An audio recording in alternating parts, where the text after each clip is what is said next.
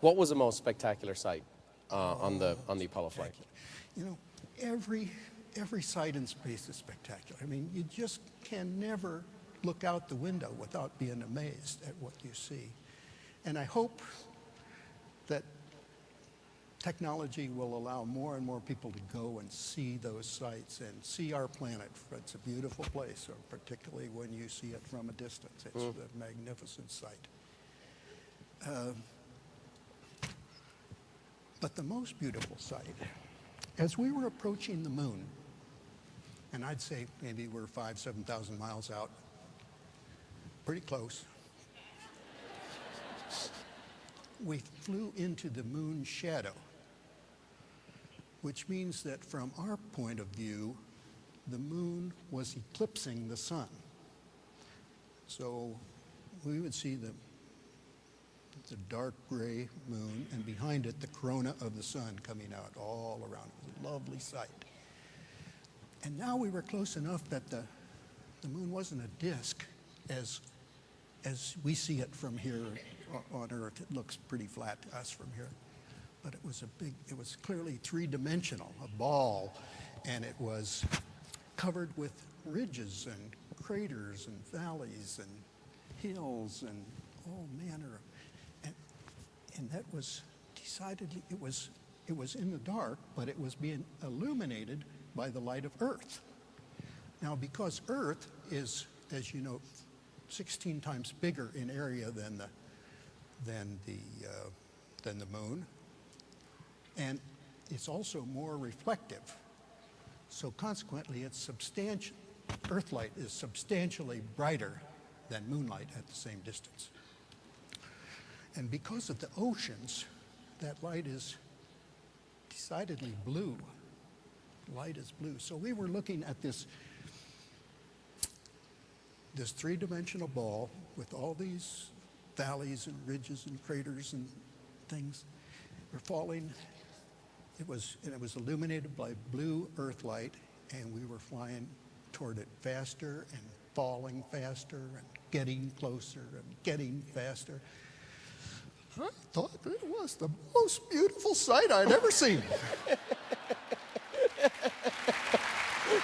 Clinging on.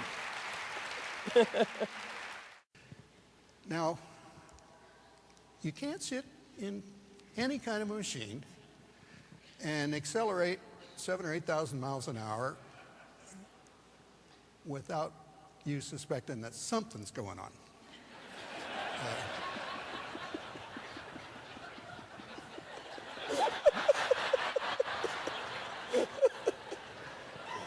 But you see, it was at night. We were on the night side of the Earth over Africa, and we couldn't see, and you just couldn't get an appreciation of what it was that was happening. But as we came out into daylight over Indonesia, we could see, and it was spectacular. We were ascending from the Earth at a rate of, something like going outward at 5,000 miles an hour or 7,000 miles an hour, something like that. But from our point of view, we just seemed like we were motionless, and the Earth was sinking away from us. And we could see more and more of the horizon, the Pacific out there, the Gulf, the Indian Ocean, Malaysia. All of a sudden, we could see the whole sphere, a great, gigantic blue ball covered with a white lace of clouds. And it was just sinking further and further away, sort of into that inky black sky.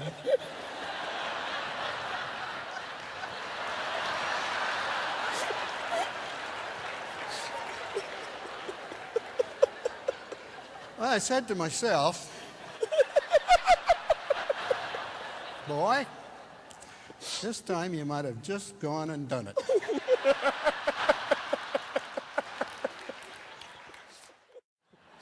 In regards to the computer, we were chatting about this. On the actual Apollo, the landing module, the whole process, how powerful a computer did you have? In today's terminology, how powerful would you say it was? Well, it was not as good as a laptop, but it was probably a little better than a handheld. It actually had, I mean, some of you that are computer nerds, He's a pilot. He's not a nerd. you know, you got to have gigs and that kind of stuff. And we didn't have gigs or even megs. The Apollo computer had 32K of fixed memory and 2K of erasable. That was it. No screen, no sound, no icons, no nothing. Just it had 0 through 10, read, clear, and enter. I think it might have been 1 or 2 more keys. We had no graphics, no screen, no. On its best days, it couldn't get to 1 megahertz. So it was slow and weak, but it got us there. Hey, baby. Hey, Matt. Yeah. One last one from me. I got a question for me. There's one thing I want to know. There's one thing I want to know since the day you agreed to come. And as I mentioned too, we live on a house, top of a hill, and we get so many great views of the sky at night. And here's the question that's just been, every time I go home and I see the moon, this is the question I've been wanting to ask you. It's a crystal clear November evening, little nip in the air. It's just as clear as can be. And you're driving home, you look up, like that. And you see this image like this, okay? What comes to your mind? What jumps to your mind? Girls.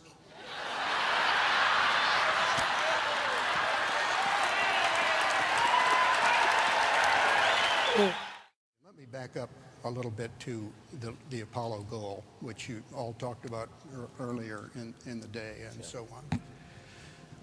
The nice thing about that goal was that it was so simple and understandable. Send a man to the moon, return him safely to Earth by the end of the decade. I mean, everything you needed to know was there. And I think it's a great advantage when goals can be stated in such a way that they're not ambiguous and you know exactly what it is you're trying to do. And that was a model for me. I've never been as good at doing that for myself as Jack Kennedy did for our program. But